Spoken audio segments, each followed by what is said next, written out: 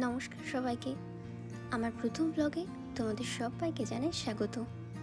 আজকে ছিল জীবনের একটা খুশির মুহূর্ত, তাই ভেবেছিলাম তোমাদের সবার সাথে সেই খুশির মুহূর্তটা ভাগ করে নিই। ভিডিওর প্রথমেই তো দেখে বুঝতে পেরেছো আজ কোথায় গেছিলাম। হ্যাঁ, আজ গেছিলাম একটা নার্সারিতে।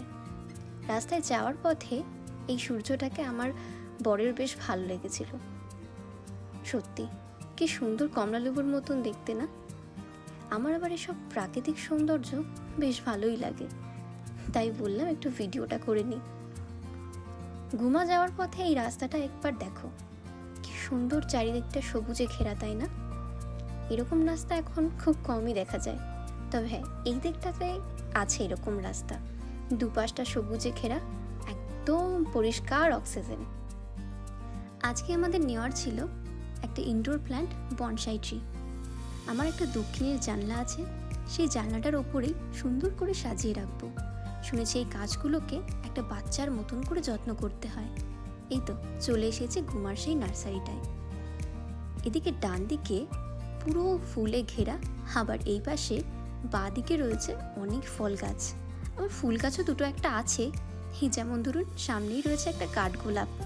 কাঠগোলাপ আমার খুব পছন্দের ফুল, বাড়িতে অবশ্য গাছ আছে, তাই আর লোভ করলাম না, এগিয়ে গেলাম সামনের দিকে।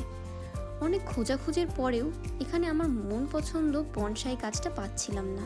চেয়েছিলাম একটা ছোট্ট বনসাই গাছ, যেটাকে আমি নিজের হাতে বনসাই তৈরি করে নেব। তাই না পাওয়াতে আমরা আবার বেরিয়ে পড়লাম অন্য জায়গায়।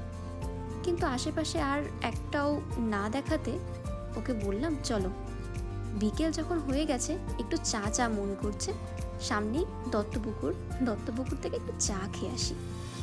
কথাই তো বলে, শীত গ্রীষ্ম বর্ষা বাঙালির চাই ভরসা। গরমকাল যতই হোক না কেন, বাঙালি চা খাবেই। তাই চলে এসেছিলাম দত্তপুকুরে উজান টি স্টলে চা খেতে।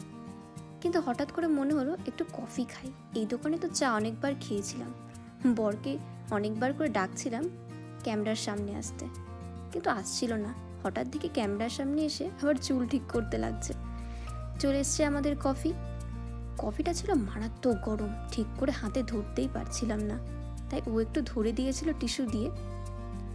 আমি একটা টিস্যু দিয়ে ধরতে পারছিলাম না বলে আমাকে পরে আবার দুটো টিস্যু দিয়ে মুড়িয়ে দিল কফিটা ধরার জন্য। ভীষণ গরম ছিল। এটা ছিল আজকের আমাদের কফি ডেট।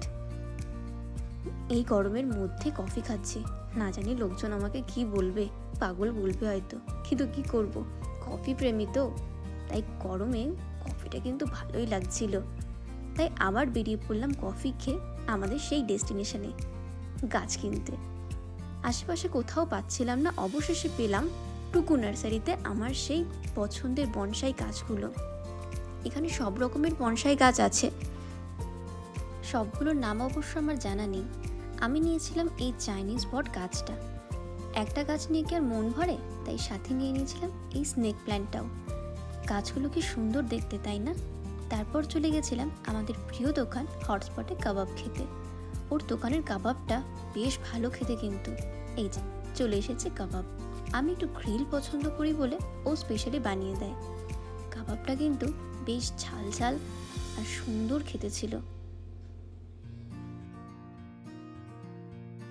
তারপর চলে এসেছিলাম ওর একটা বন্ধুর বার্থডে পার্টিতে। এটা হলো অলিরদার আজকে জন্মদিন ছিল, তাই চলে এসেছিলাম সবাই মিলে অলিরদারকে কেক কাটাতে।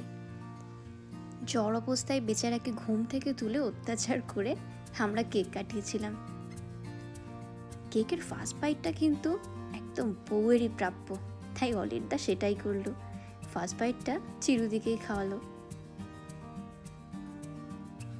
বাড়ি এসে গাছগুলোকে জায়গা মতো সেট করে নিয়েছিলাম।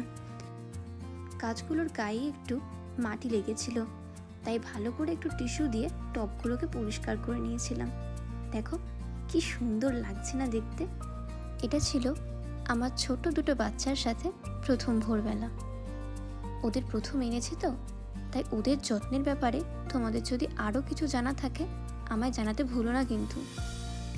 দেখো কি সুন্দর লাগছে না আমার জানালাটা?